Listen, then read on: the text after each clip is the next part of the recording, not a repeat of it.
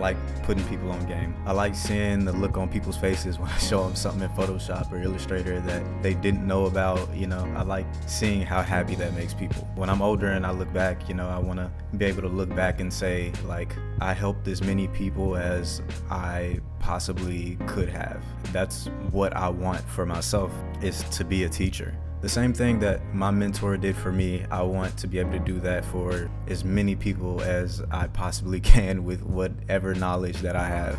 There's no point of learning all there is to learn and not sharing it with anybody. Like, where's the value in that? And it also kind of helps me step out of my comfort zone, helps me learn new stuff. Because when I learn new stuff, I get to share that information. And so it's like a constant just like circle of just like learning something and sharing it, learning something and sharing it. And so from that perspective, I'm always learning something new. I've had designers big and small reach out to me and say, like, your tutorials have helped me so much. I learned more from watching your YouTube videos than I have from taking this class at uni. That's kind of crazy, you know what I'm saying? You know, I did go to college. You know, I graduated in 2017 with my bachelor's degree in design. My goal is for this stuff to live far beyond, you know, my life expectancy.